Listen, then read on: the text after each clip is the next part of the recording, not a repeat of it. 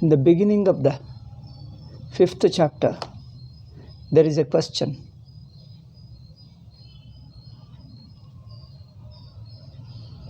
The same question which Arjuna got in the 2nd chapter, here and again. Even in the 18th chapter, this doubt has been there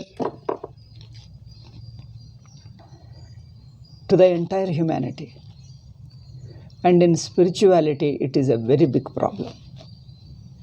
See, the question is, should I renounce the world? Renouncing means worldly pleasures and responsibilities. Because it is seeking pleasure, seeking happiness, money, power, money, power, and also responsibilities, working and all that. These things bring tension. They seem to be giving up happiness. They seem to promise happiness, but ultimately the worldly experiences, money and power, they don't deliver what they promise and leave us highly disappointed. Person becomes disappointed with life. He has all kinds of hopes.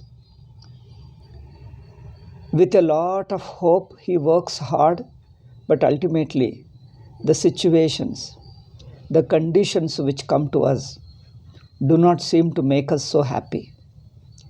So the problem is not in the situations,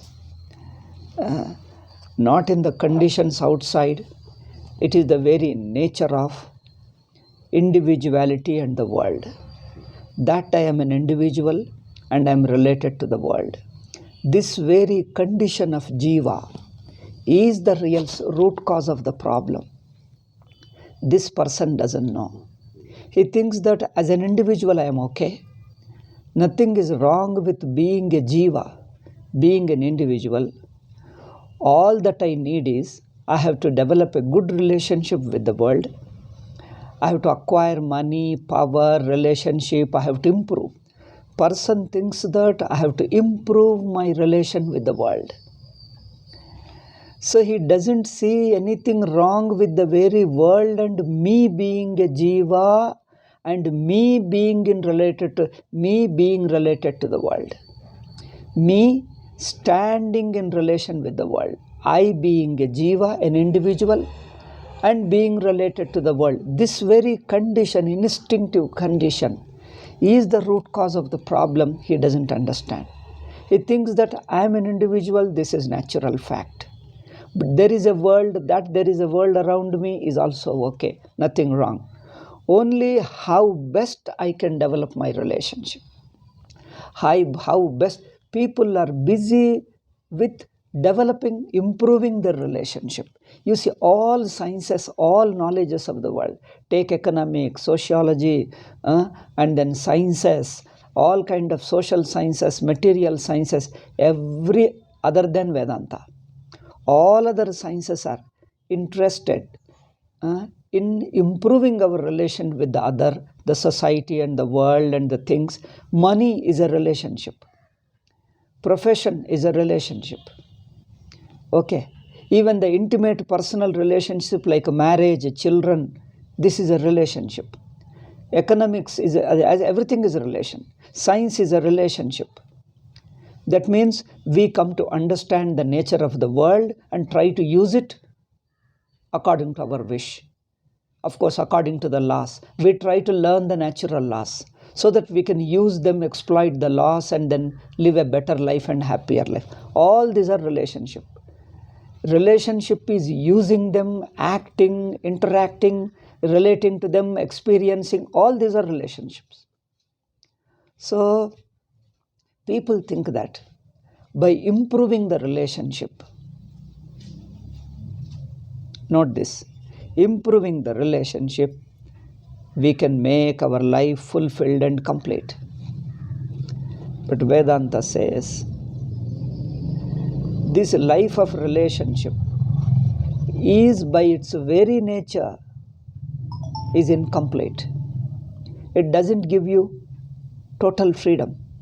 It doesn't liberate you from all problems of life.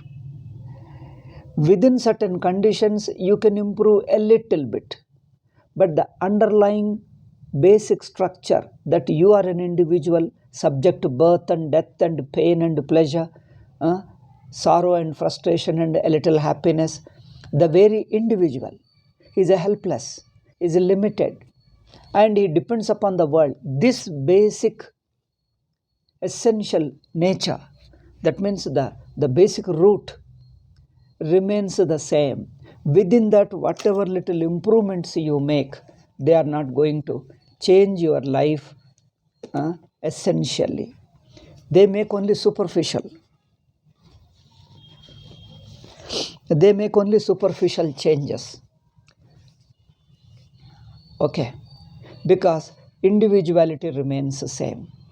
The time, space, objects, and you being a subject and related to the world, this remains the same.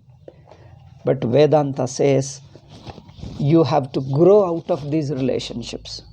An active life of acting. See, relationship requires activity and experience, both knowledge, action, and it produces some experience. It produces an experience is a result. But what you do is action. Relationship is continuously acting, interacting. This is relationship. This interacting requires some experience, knowledge. Okay? Requires knowledge and experience.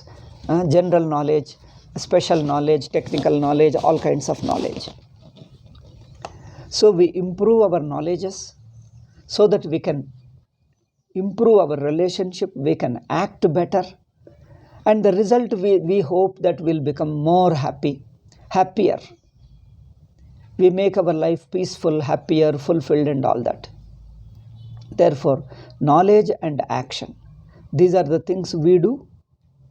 So, we are in this relative state.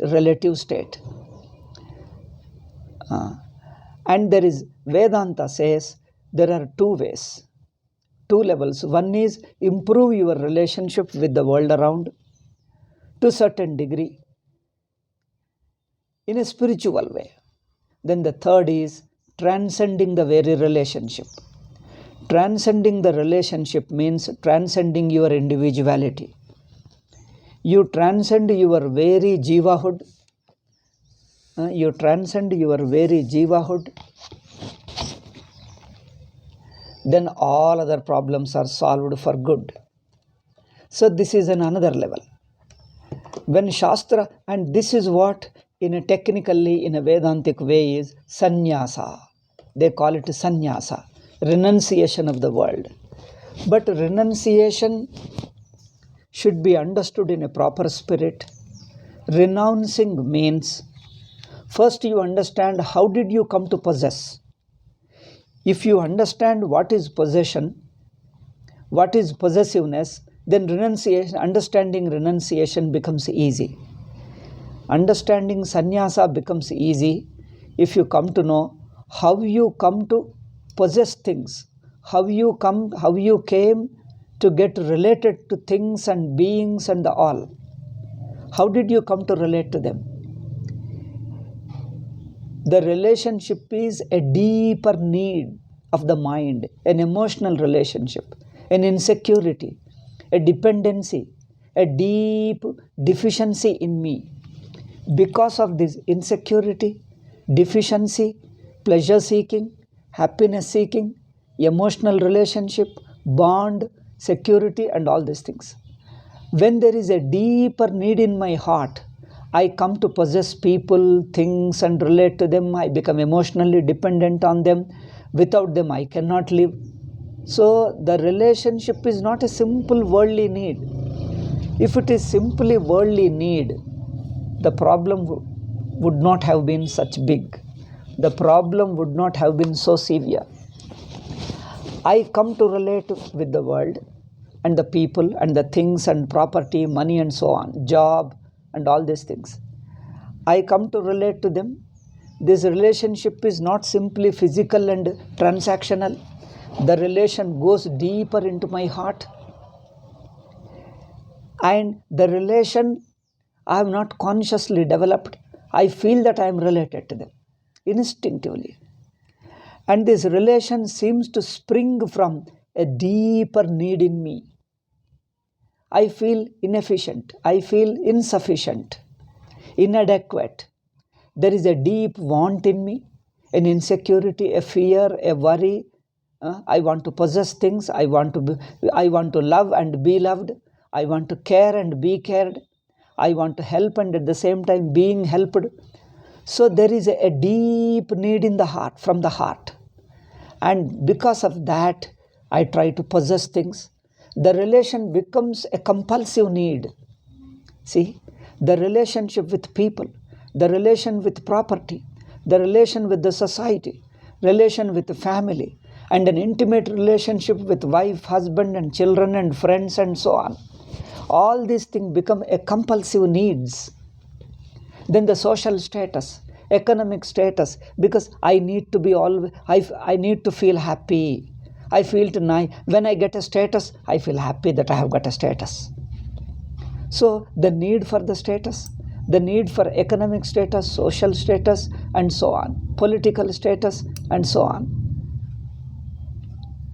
So these needs, these external possessions, relationship, possessiveness, possession means possessiveness, dependency, all these spring from a deeper inner need.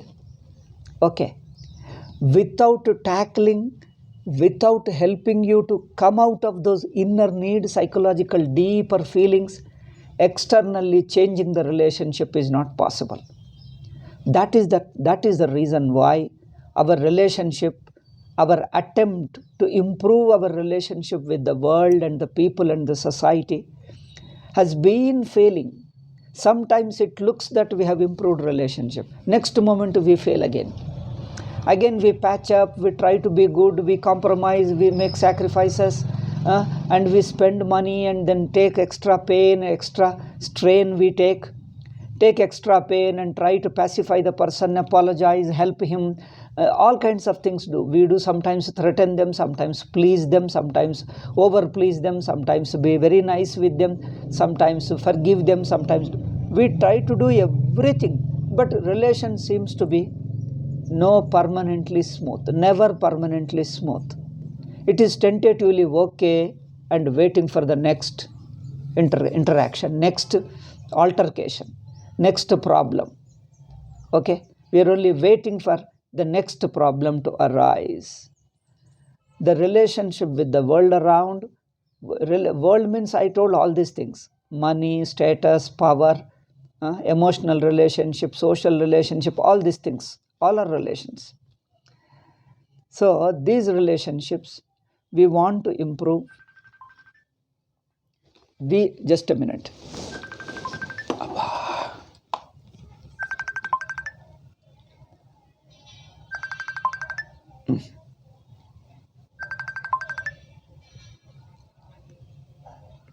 Hello.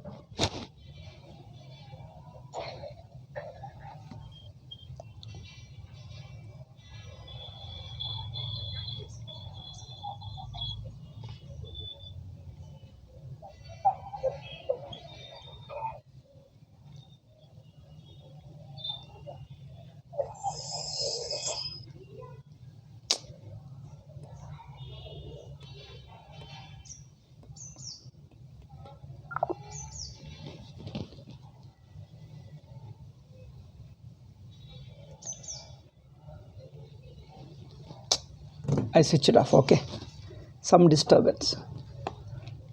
See, we want to improve. We think that by improving, all the problems connected in our relationship, arising in our relationship, will be solved for good.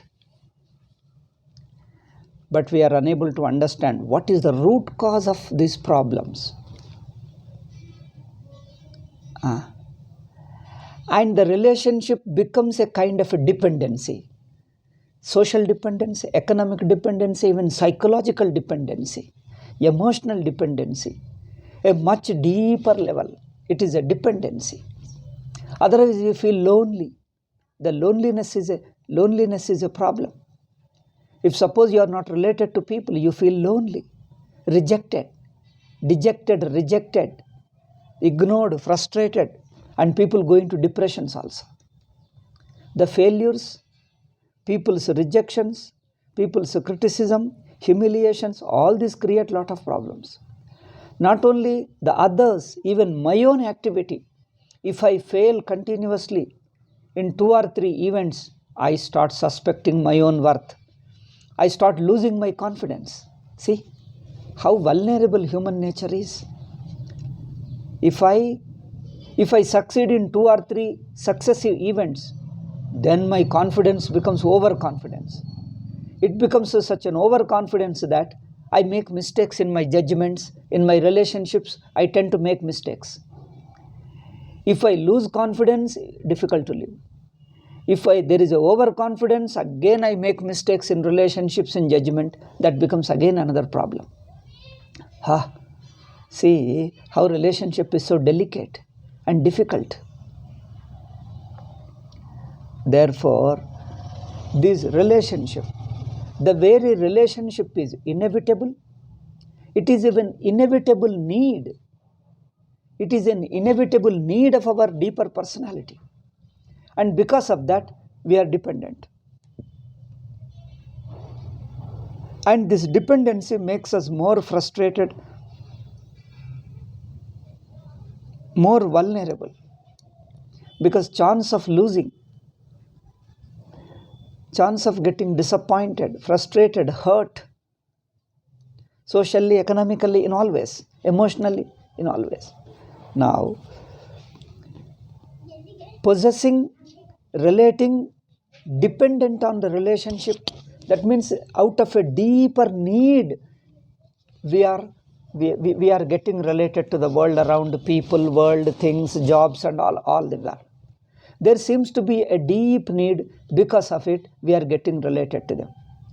And the relation becomes a possessive one, a dependency, a compulsive one. Now, how to get rid of it? Therefore, renunciation, sannyasa, means becoming free, psychologically free from this compulsiveness, a compulsion to depend on people, world, society. We need emotional dependency, social dependence, economic dependence, all these things. How do you grow out of this relationship? So we have to transcend the relationship, and that is sannyasa, that is spirituality, that is inner growth.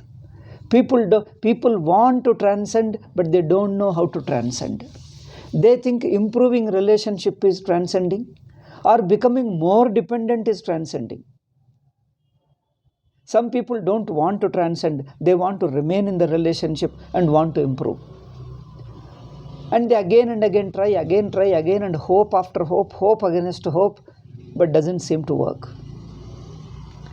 Therefore, when they feel that relationship are such that neither you can totally get rid of relationship, we cannot live with society, cannot live with the world, cannot live with our social, economic, and all kinds of family and emotional relationship. We cannot get rid of them and live happily, because otherwise you will feel lonely. The loneliness is again haunting thing. Then okay, let us have the relationship. However you try, there is always problem. You see the biographies, lives of people, the biggest people, greatest people, they too have the problem in relationship. Money, jobs, relationship, they are also frustrated. Therefore, relation is inevitable. Without relation, nobody can live, because that is natural life. But the relation gives us trouble. Continuously pain, hurts us. Physical strain, mental pain, everything it does. And we are hurt. Sometimes we are happy, sometimes we are cheerful, sometimes we think that emotionally we are happy. Again something happens, again we get hurt.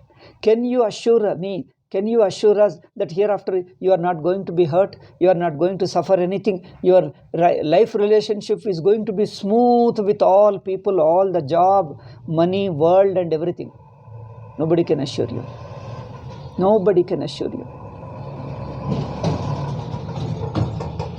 That means the relationships are inevitable, the relatedness are invariable, but the same relationship is invariably giving trouble. Giving trouble is invariable,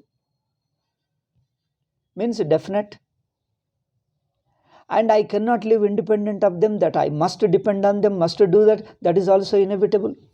My depending upon the relationship is inevitable, and getting disappointed is also inevitable. Then where are we to go? Is a compulsive need to depend. But the dependency relationship is not going to be smooth. It is hurting me, and it is going to hurt. Now where will you go? It is a difficult situation. Neither you can totally avoid it, nor you can live without it. Without it, I can't live. Then if I want to live with it, living with it is a problem. See, living with the world is a problem, but I cannot live without the world. Living with people is a problem, but without it I cannot live. Now tell me, where do you go? This is the predicament. This is a very undesirable situation of human life. Then the spirituality Vedanta says that relationships are inevitable, and relationship inevitably cause pain and hurt burns, sometimes happiness and sometimes hurt. Okay. There is no absolutely smooth relationship. Then spirituality says that you have to renounce the world, renounce the relationship. Money is the problem, society is the problem, dependency is the problem. Give up everything, renounce, become sannyasi. This idea looks very attractive. Very listening to it, it looks very attractive. I become free from all problems. It is very attractive to hear. But when you start practically doing, how do you give up? Therefore, doing the work, getting related to the people and living in relationship with the world and improving them is a painful, full of pain and suffering and problems. But transcending, we just don't know how to transcend. They think transcending means like this, like in European places, they have got ashram, they have got monasteries. You give up and start living in the ashrams. Even in North India, even in India, people say give up everything and become a sadhu, become a sannyasi. Sannyasi also has a relationship, sannyasi has people, sannyasi also has some kind of thing. Again, the emotional problems, quarrels do happen, because as long as two people are there, there will be two different views. Once the different views, then the communication gap or intentional conflict, all these things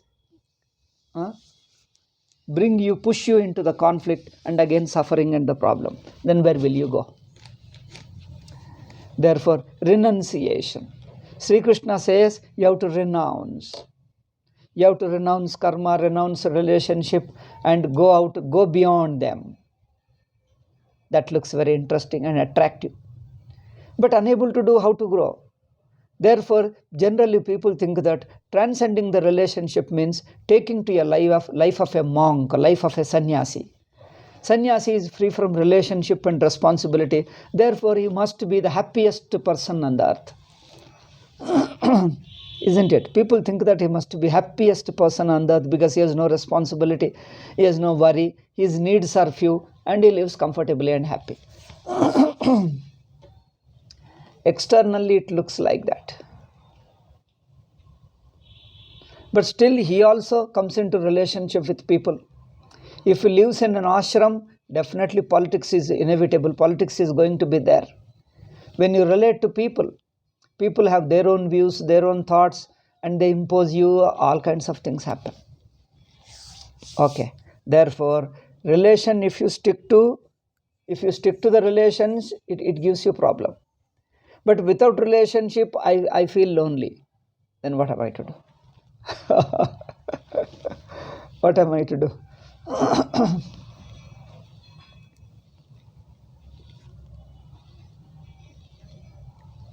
Neither you can give it up completely, nor you can live with it, nor without it. This is a good expression. Neither you can live with it, nor without it. Then where am I to go?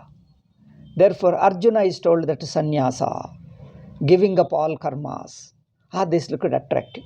Then Arjuna asks the question, one side you tell me to improve the relationship, be a karma yogi. Another side you tell me transcend everything, give up karma and become sannyasi. Because sannyasi is the highest being, highest person in spiritual growth, and therefore he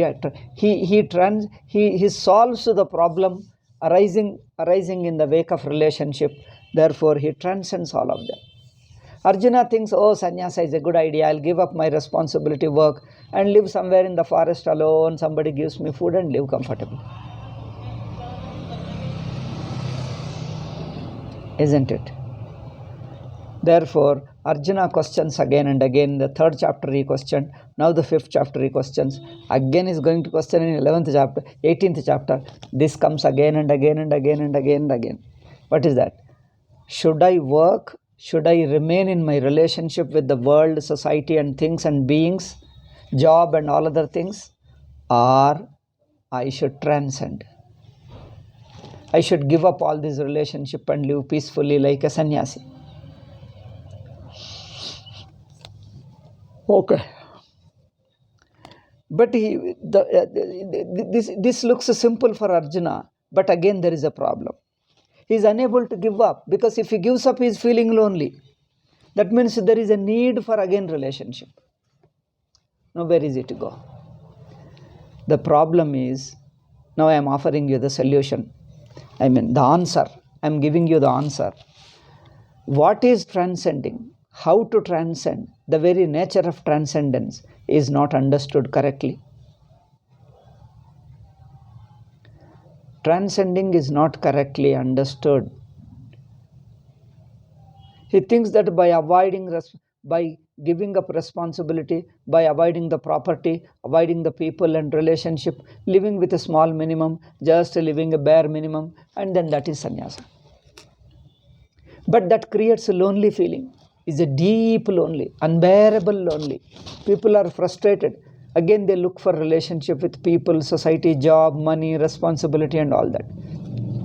If all this is removed, again people are frustrated. With it, the problem, without it is a problem. Okay. Therefore, Arjuna asks the question, you are advising me to renounce, become sannyasi. Again you are advising me to act. Now tell me, which one am I to do that? Selecting a path, whether I should continue my karma life of activity, or renounce, become sannyasi. It is always a difficult contradiction, confusion.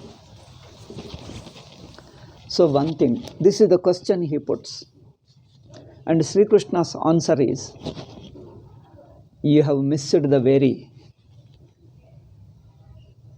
idea, the understanding of renunciation, sannyasa. Sannyasa can be understood. What is opposite to sannyasa? Sannyasa means giving up, transcending. But other than sannyasa, what is opposite to sannyasa is possessiveness, enjoyment, indulging in pleasures, possessing property, indulging in pleasures and all kinds of things, and also emotionally depending upon another person. So sannyasa means giving up these 3 things, because to be free from relationship, you have to grow from the inner need of the relationship, because it is the inner need that is making it inevitable, that is making dependency a compulsive need. Dependent on the external world is a compulsive need. necessitated by the inner deep insecurity, fear, worry, seeking, desiring, all that. Okay. Therefore, the renunciation is possible only with the corresponding inward growth. It is not simply wearing some colored cloth and then leave the worldly responsibilities and live comfortably. It is not simply an external thing. It needs an inner transformation, inner growth, inner depth of life. Therefore, the question, Sri Krishna's answer is, Bhagavan Krishna's answer is, you have to learn that inner strength. Inwardly, mind has to change.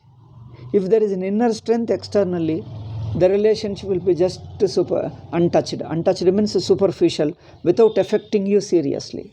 They don't affect you. Good and bad and right and wrong and favorable, unfavorable, he does them. But inwardly, he remains undisturbed, unaffected by them. Okay.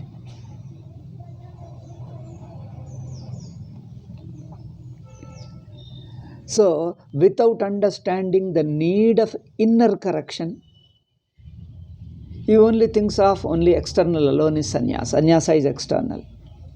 It is not. That's the point he has to clarify here. Sannyasa is a resultant product of other sadhanas, karma yoga, values. If you follow karma yoga, values, antakarana shuddhi and all, the resultant knowledge becomes easy. Okay. This is the beginning portion of the 5th chapter.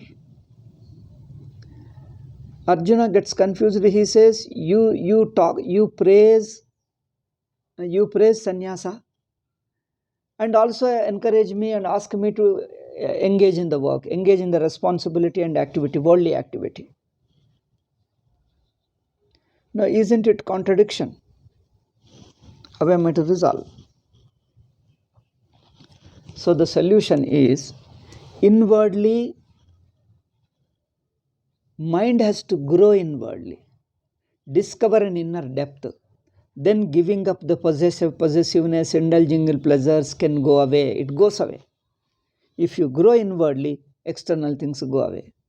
But if you don't grow inwardly, then you have to take certain sadhanas, simple sadhanas of karma, upasana, meditations, bhajana, bhagavata, parayana and all that. Okay. All those things, first you develop your inner strength, your relationship becomes smooth.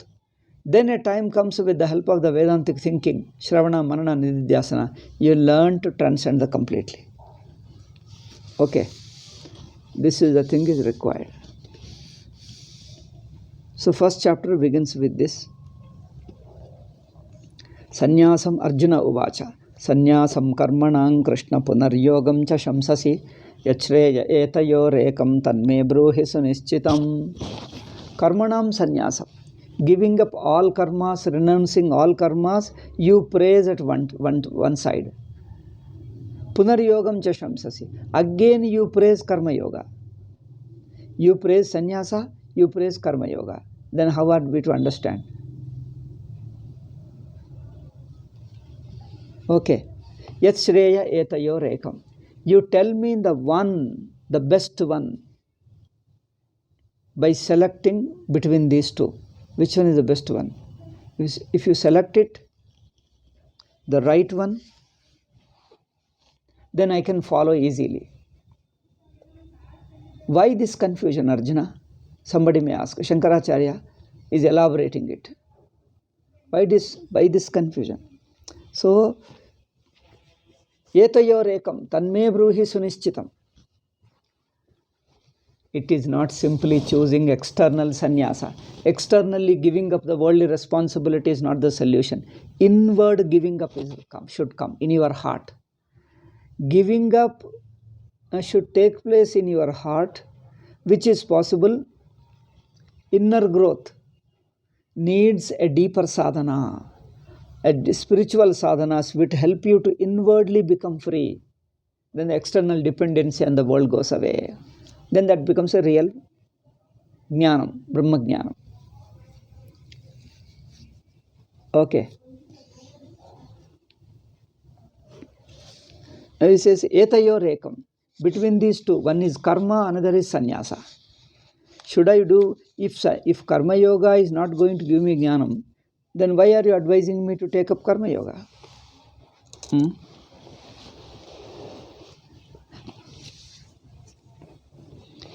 If renunciation is the real goal, then don't advise me to engage in action. Again you praise that no, doing karma is important, it is necessary. You say doing karma is important and necessary on one side. Another side you say sannyasi is better. Sannyasa is much better. This contradiction, confusion will go away if you understand sannyasa is inward growth. External is only a symbol, it is a conducive atmosphere, but real thing should happen inwardly, in the mind. And this is the question Arjuna was facing, and it needs to be answered. Then little about sannyasa also I shall say. There is an elaborate preface to the 5th chapter. Sri Krishna says something elaborately, and Shankaracharya discusses elaborately. We don't go into certain unnecessary technical details, but just an essence of it we shall tell in the next class. Okay? Today I am tired. Okay, it's enough. Om Shanti Shanti Shanti. Harihi Om Shri Gurubhyo Namaha. Harihi Om Tat Sat.